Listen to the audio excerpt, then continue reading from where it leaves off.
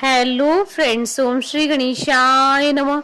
ओम नमः शिवाय। आप सभी का स्वागत है आपके अपने यूट्यूब चैनल पर। फ्रेंड्स, आज हम आपको इस वीडियो में बताने जा रहे हैं श्रावण मास महात्म की 19वें अध्याय की कथा के बारे में, जिसको सुनने मात्र से ही होगी आपकी सभी मनोकामनाएं शीघ्र ही पूर्ण और मिलेगी सभी कष्टों से मुक्ति। फ्रेंड्स, वीडियो शुरू करने से पहले आपसे रिक्वेस्ट है, अगर आप हमारे चैनल पर नए हैं और आपने अभी तक चैनल को सब्सक्राइब नहीं किया है तो प्लीज सब्सक्राइब कीजिएगा चैनल को, साथ ही प्रेस कीजिएगा बेल आइकन को, जिससे नए वीडियो से रिलेटेड नोटिफिकेशन आपको तुरंत प्राप्त हो सके। और वीडियो पसंद आने पर वीडियो को लाइक और शेयर जरूर कीजिएगा ताकि सभी भक्तों को इस वीडियो का लाभ प्राप्त हो सके। और कमेंट बॉक्स में ओम नमः शिवाय जरूर लिखिएगा। श्रावण मास महात्म सभी प्रकार के विघ्नों का नाश करने वाले तथा सारी सृष्टि का पालन करने वाले श्री गणेश जी तथा ज्ञान के दाता देवी श्री सरस्वती जी तथा सब पुराणों के कर्ता श्री व्यास जी तथा श्री गुरुदेव जी के चरण कमलों में नमस्कार करके भगवान की श्रद्धा और भक्ति रस में डूबे हुए श्रावण मास महात्म की कथा कहती हूँ। श्रावण मास की दोनों पक्षों की एकादशियों की व्रतों का वर्णन तथा विष्णु पवित्र रोपण विधि। ईश्वर बोले, हे महामुनि, अब मैं श्रावण मास में दोनों पक्षों की एकादशी तिथि को जो किया जाता है उसे कहता हूँ। आप सुनिए। हे वत्स, रहस्यमय अति श्रेष्ठ महान पुण्य प्रदान करने वाले तथा महापातकों का नाश करने वाले इस व्रत को मैंने किसी से नहीं कहा है। यह एकादशी व्रत श्रवण मात्र से ही मनुष्यों को वांछित फल प्रदान करने वाला, पापों का नाश करने वाला, सभी व्रतों में श्रेष्ठ तथा शुभ है। इसे मैं आपसे कहूँगा, आप एकाग्रचित होकर सुनिए। दशमी तिथि में प्रातः काल स्नान करके शुद्ध होकर संध्या आदि कर लें और वेद वेता पुराणज्ञ तथा जितेंद्रिय विप्रों से आज्ञा लेकर 16 उपचारों से देवादिदेव भगवान का विधिवत पूजन करके इस प्रकार प्रार्थना करें, हे पुंडरीकाक्ष, मैं एकादशी को निराहार रहकर दूसरे दिन भोजन करूंगा।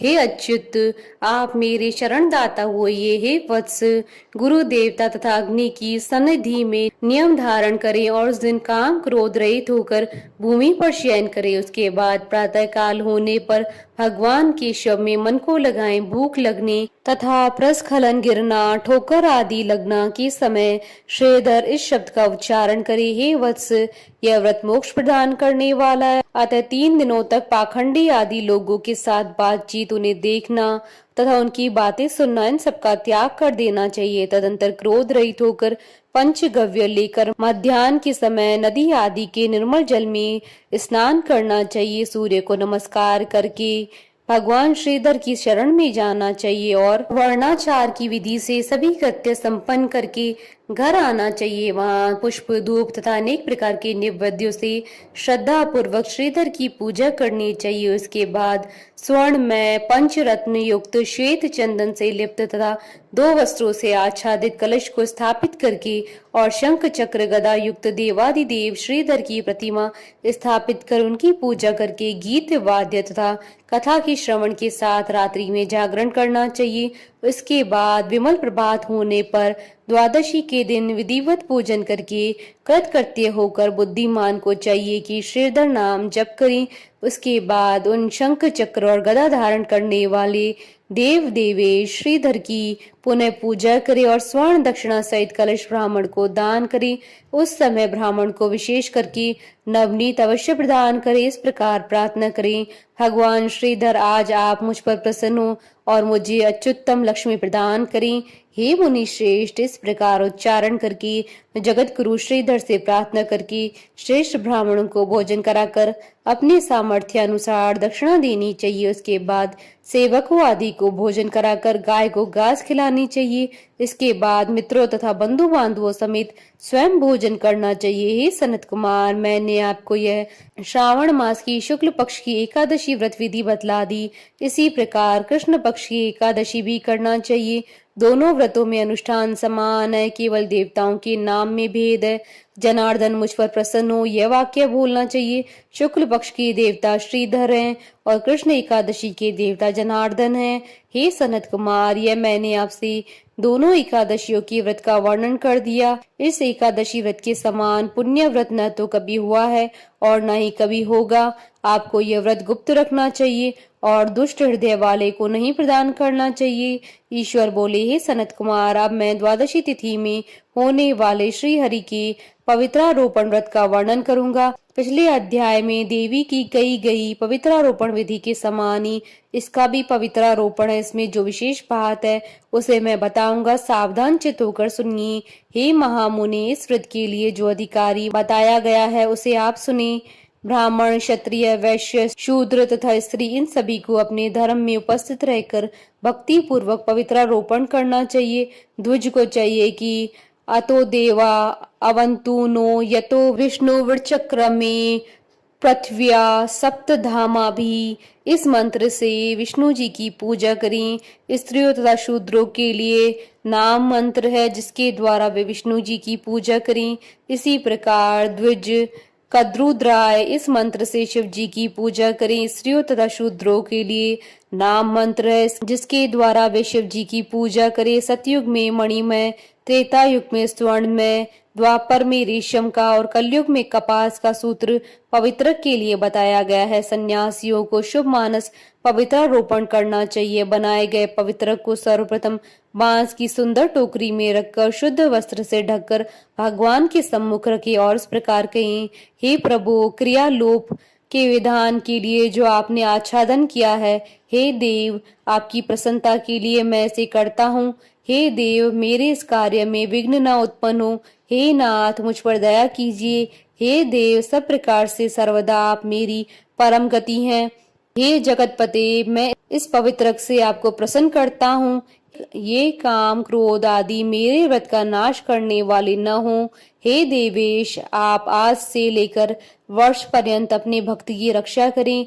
आपको नमस्कार है। इस प्रकार कलश में देवता की प्रार्थना करके मांस के शुभ पात्र में स्थित पवित्रक की आदर पूर्वक प्रार्थना करनी चाहिए।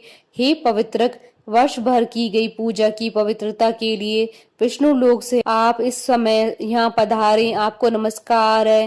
हे देव, मैं विष्णु के तेज से उत्पन्न मनोहर सभी पापों का नाश करने वाले तथा सभी कामनाओं को पूर्ण करने वाले इस पवित्रक को आपके अंग में धारण करता हूँ।